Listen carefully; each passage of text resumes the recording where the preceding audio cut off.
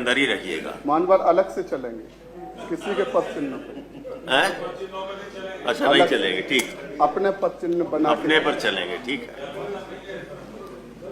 मानवर आपने कृपा की है, आपका हृदय से धन्यवाद। मानवर जब से भारतीय जनता पार्टी की सरकार बनी है तब से कर्मचारियों के प्रति उपेक्षापूर्ण रवैया अपना रही है।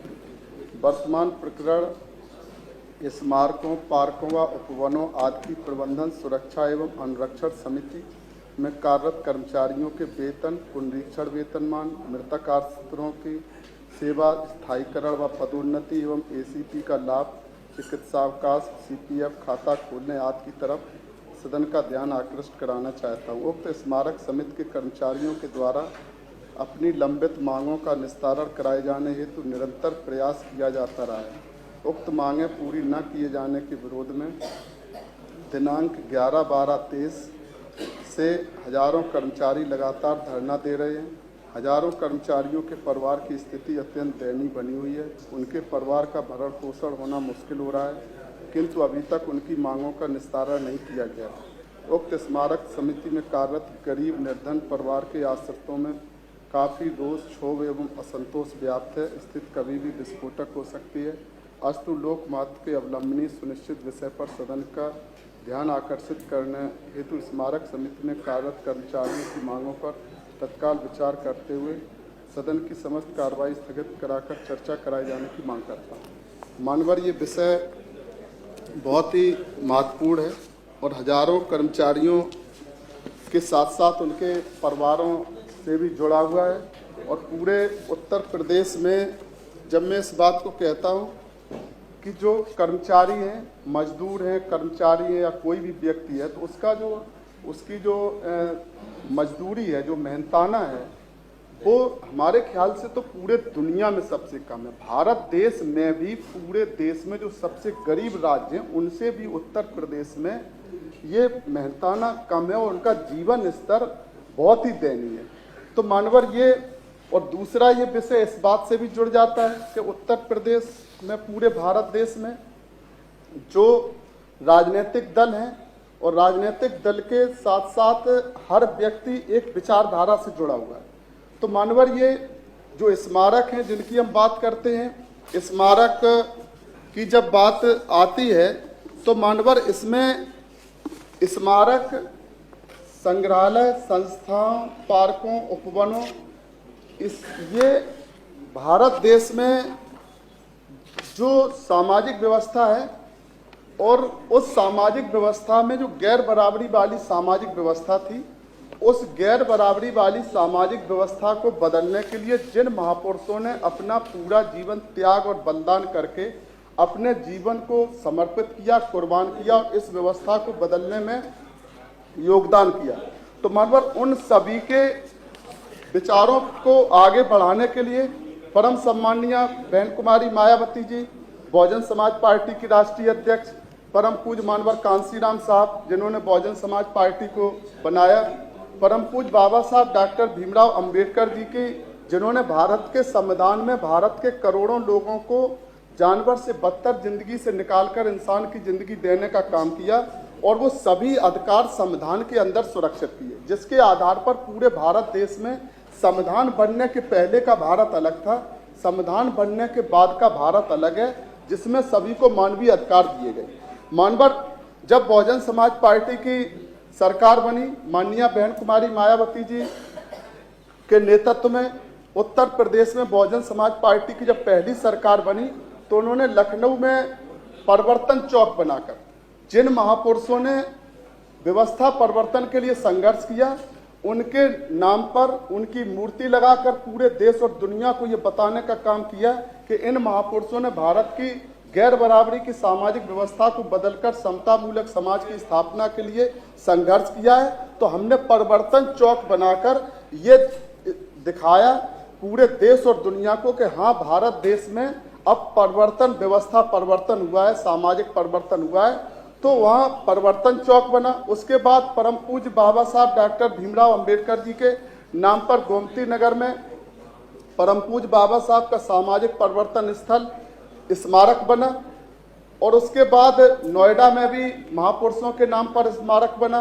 परम पूज्य मानवर कांसीराम साहब जब दुनिया से चले गए तो उनके नाम पर भी परम पूज्य मानवर कांसीराम साहब स्मारक बना। माता रमाबाई अंबेडकर जो रैली स्थल है, लखनऊ में जब पहले हम लोग रैली करने आते थे, जब भी कार्यक्रम होते थे तो कोई जगह नहीं थी, शहर में जाते थे, तो माता रमाबाई अंबेडकर के नाम पर रैली स्थल बना।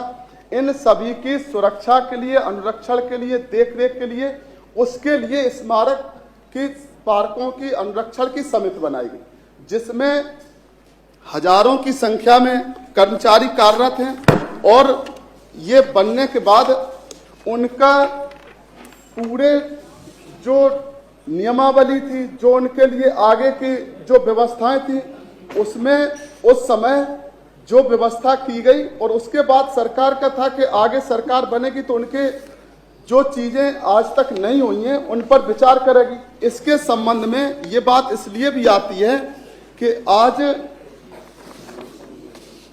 28/4/2022 को जब ये बड़े पैमाने पर कर्मचारी आंदोलन करते रहे अपनी मांगों के लिए, और इन स्मारक की पार्क की व्यवस्था इतनी अस्त व्यस्त हो गई।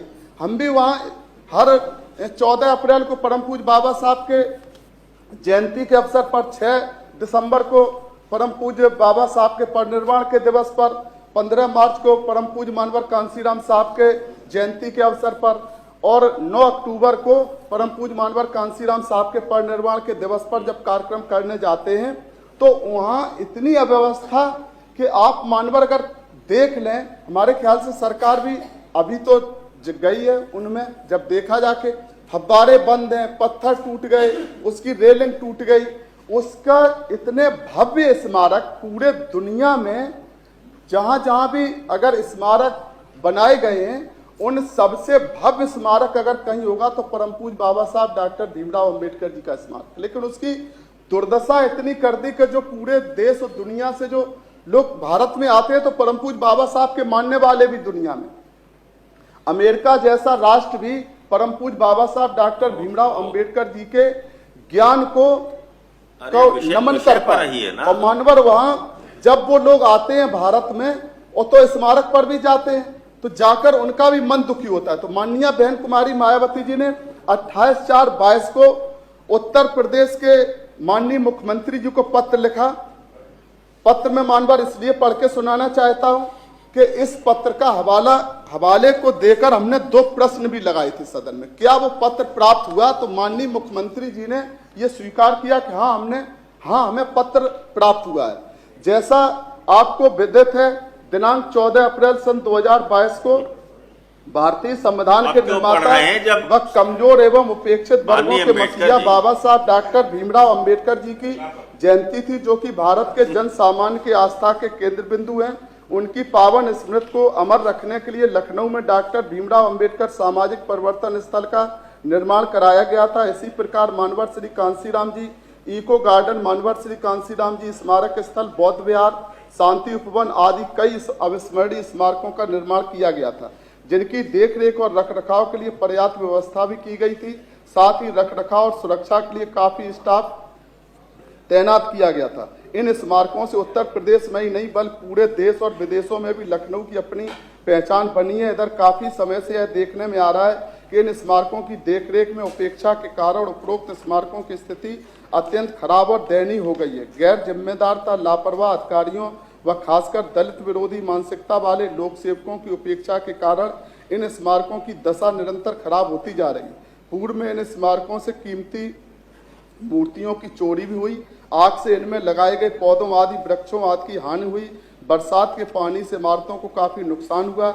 इस संबंध में पूर्व में मैंने अपने पत्रों के माध्यम से आपका ध्यान माननीय अम्बेडकर जी आपको रोक रहे हैं, आप मान नहीं रहे हैं। तरफ मानवर पत्र है, नहीं पत्र कार्रवाई का भाग नहीं बनेगा, जिसके बाद पत्र कार्रवाई का भाग नहीं होगा। आपके निर्देशों के उपरांत सन 2021 मानवर ये पत्र माननीय मुख्यमंत्री जी को प्राप्त हुआ, इसलिए कार्रवाई का हिस्सा बनेगा। नहीं, क्यों बनेगा? मानवर इस पत्र को माननीय मुख्यमंत्री जी को प्रेषित किया गया है। हाँ, और बहुजन समाज किया आपके प्रश्न में बहुजन समाज पार्टी के विधानमंडल के नेता माननीय उमाशंकर सिंह जी स्वयं और बहुजन समाज पार्टी के राष्ट्रीय महासचिव माननीय सतीश चंद्र मिश्रा जी स्वयं माननीय मुख्यमंत्री जी के आवास पर जाकर ये पत्र देकर मिले थे। आप विषय पर रहिए, विषय पर रहिए। मानवर नहीं, विषय पर रहिए आप। इस संबंध में नहीं, आप जो विषय आपका उस पर रहिए। मैंने अपने पत्र नहीं, अम्बेडकर जी गलत बात, माध्यम से आपका अम्बेडकर जी गलत बात, इन स्मारकों नहीं गलत बात तो पढ़ रहे कि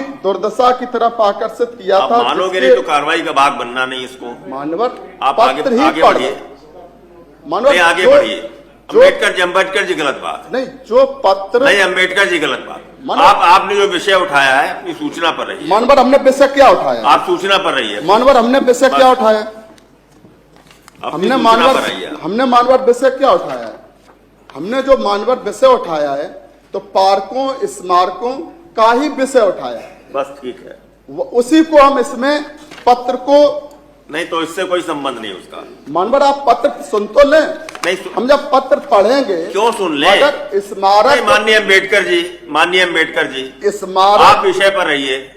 स्मारक और पार्क के बाहर अगर एक बात बोले आप ना बोलने दें। अपनी सूचना पर रहिए। सूचना पर क्या सूचना पर आप बोलेंगे तो फिर आप दुनिया भर की बात बोलेंगे। मानव दुनिया भर की बात तो होती है यार। ये बात ये सदन दुनिया भर की बात करने के लिए बनाया गया है। हम सूचना लगाई, हम उस पर अपनी बात रख रहे। नहीं, आप इसको सूचना पर रखिए ना। इसमें उसका हवाला दिया गया है मानव। हम बोल रहे आप सुने तो कर्मचारियों को सेवा संबंधी समस्त लाभ दिलाए जाने। हाँ, इतनी सी बात है। यही हम पढ़ रहे। तो इसको लाभ दिलाए जाने के लिए जो लोग विदेशों से आते हैं उनका कोई संबंध नहीं है। मानवर बिल्कुल जो आप पत्र पढ़ रहे हैं उसका कोई संबंध नहीं है। मानवर आप सुने तो थोड़ा नहीं, आप केवल उसके बारे में जो कहना है वो कह दीजिए आप। हाँ कहिए। नहीं कहिए, आपके 15 मिनट हो गए हैं। नहीं, हाँ अब आप 15 मिनट नहीं मिलेगा। आप 4-5 मिनट की बात कह दीजिए। स्मारकों, संग्रहालयों, संस्थाओं, पार्कों, उपवनों आदि के प्रबंधन, सुरक्षा एवं अनुरक्षण के लिए कुल 7,265 पद सृजित हैं, जिनके सापेक्ष 5,281 कर्मचारी कार्यरत हैं। इन कर्मचारियों की कतिपय मांगें, समस्याएं ज्ञापन देकर मेरे सामने प्रस्तुत की गई। इन मांगों, समस्याओं के निराकरण के लिए मेरा सुझाव है कि स्मारक समिति में कार्यरत कर्मचारियों की सेवा नियमावली राज्य कर्मचारियों की भांति बनाई जाए, जिससे उनके असामयिक मृत्यु की दशा में उनके आश्रितों को नौकरी मिल सके। स्मारक समिति में कार्यरत कर्मचारियों की अधवर्षता आयु राज्य कर्मचारियों की भांति 60 वर्ष की जाए। स्मारक समिति में कार्यरत कर्मचारियों के लिए लागू CPF योजना के स्थान पर न्यू पेंशन स्कीम NPS योजना के अंतर्गत उनका खाता खोलते हुए कर्मचारियों का अंशदान व विभागीय अंशदान जमा कराए जाने की व्यवस्था की जाए। स्मारक समिति में कार्यरत कर्मचारियों को राज्य कर्मचारियों की भांति ACP सुनिश्चित कैरियर प्रोन्नयन की सुविधा दी जाए, जिससे उनकी कार्य के प्रति रुचि बनी रहे। स्मारक समिति में कार्यरत कर्मचारियों को राज्य कर्मचारियों की भांति सेवानिवृत्ति के समय अवशेष दे अर्जित अवकाश के नकदीकरण की भी सुविधा दी जाए। सम्यक रूप से स्मारक समिति में कार्यरत कर्मचारियों को सुविधाओं में राज्य कर्मचारियों की समता प्रदान करने की मांग की गई है, जिसमें वित्तीय उपाय नेता इस संबंध में शासन द्वारा ही निर्णय लिया जा सकता है। मानवर ये नहीं, बस हो गई आपकी बात। ये पत्र भी मानवर दिया गया। नहीं, आपकी बात आ गई। इसके संबंध में मानवर हमने आज प्रश्न भी लगाया माननीय मुख्यमंत्री जी को कि क्या नहीं प्रश्न तो उसमें मानवर स्मारक प्रश्न का जिक्र मत करिए। कर्मचारियों द्वारा अपनी सेवा संबंधी विभिन्न मांगों को लेकर विभिन्न स्तरों पर ज्ञापन माननीय अम्बेडकर जी माननीय अम्बेडकर जी आपने सुनना बंद कर दिया है। मानो हमारी सुनेंगे कि हम सुनेंगे? क्या सुनेंगे? सदन हमारी सुनने के लिए आप पत्र लाकर पढ़ेंगे, आप बात का हवाला देंगे। रखने के लिए ये सदन है और जनता की बात को हम लोग रखते हैं, उसको यहाँ सुना जाता है। सरकार आपकी कृपा से मानवर सरकार के सामने आप बोलिए ना। हम सुन के क्या जनता को थोड़ी बताएंगे? जनता की बात हम कहेंगे और वो आपके कृपा से सरकार करेगी उसको। सरकार वहाँ हजारों कर्मचारी वहाँ भूखे सर्दी में मर रहे हैं, हजारों की संख्या में वो धरना दे रहे हैं और उनकी बात सरकार को मैंने पहले भी कहा था, आज मैं फिर कहना चाहता हूं कि आप सरकार कर्मचारियों के प्रति या जो भी आंदोलनकारी अपनी बात को रखते हैं उनकी तरफ से आप आंख बंद कर लेते हैं और जब हम उनकी बात को यहाँ रखते हैं तो ये माननीय मुख्यमंत्री जी का है कि हाँ इनका ज्ञापन प्राप्त हुआ है और लिखा क्या स्मारक समिति के कर्मचारियों की मांगों पर विचार किया गया है, परंतु अभी तक कोई निर्णय नहीं हुआ है। मानवर जब हजारों कर्मचारी, वो 200 कर्मचारी दुनिया से चले गए, अब उनको आप, ये नियम है, अलग अलग से संविधान में नियम थोड़ी होता है कि जो मृतक आश्रित हैं उनको आप नौकरी देंगे। आपने उनको नौकरी भी नहीं दी, जो उनकी मांगे उन पर आप विचार भी नहीं कर रहे। उनका जो ग्रेड पे जो आप कब से नौकरी कर रहे, तब से आपने 1 रुपया उनका बढ़ाने का काम नहीं किया है। और जो 20 साल पहले से जिस उस पर वो काम कर रहे, उसी पर आपने उनको रखा हुआ है, तो मैंने उनकी मांगे कौन सुनेगा। हमारा अनुरोध है मानवर कि जो कर्मचारी, स्मारक समिति के कर्मचारी अपनी मांगों को लेकर काफी लंबे समय से वहां आंदोलन कर रहे हैं, तो मानवर उनकी मांगों को सरकार के पास जो लगातार माननीय मुख्यमंत्री जी ने जब इस बात को स्वीकार किया, तो हमारा सरकार से, माननीय मुख्यमंत्री जी से आपके माध्यम से अनुरोध है कि जब आपके पास ज्ञापन पर ज्ञापन, ज्ञापन पर ज्ञापन आ जाते हैं, तो आप निर्णय लेने, माननीय मुख्यमंत्री जी के अलावा कौन निर्णय लेगा। तो आप, ये सरकार हमारे ख्याल से यहाँ जवाब में कहेगी कि हाँ हम इन कर्मचारियों की मांगों को स्वीकार करते हैं, उनकी जो मांगों का उन्होंने ज्ञापन दिया है उन मांगों को आप स्वीकार करने वाले, यही हमारा अनुरोध है। और उनकी बात जो मानवर आप वहां पर इको गार्डन में मार तोड़ के बंद कर देते हैं और वो फिर वहां कोई उनकी सुनने वाला नहीं है। पुरसा, ये सबसे बड़ी चिंता की बात पूरे उत्तर प्रदेश में है कि आप उनकी बात को सुनो या फिर कह दो कि आप हट जाओ, हमें नहीं सुननी है। तो हमारा स्मारक समिति के कर्मचारियों की हम निवेदन करते हैं कि आप उनकी मांगों पर माननीय मुख्यमंत्री जी, सरकार जो निर्णय आपने लिया है उस निर्णय को आप उनका लागू कर दें, जिससे उनकी जिंदगी बेहतर हो सके। मानवर हम सदन की समस्त कार्रवाई रोककर चर्चा कराए जाने की मांग करता हूं। माननीय मंत्री जी। माननीय सभापति जी, माननीय सदस्य ने जो प्रकरण उठाया है उसके प्रति मैं इनको आश्वस्त करना चाहता हूं आपके माध्यम से कि सरकार उसके प्रति संवेदनशील है और जो ये संबंध में सूचना आई है, लखनऊ विकास प्राधिकरण को संबंध में वंचित सूचना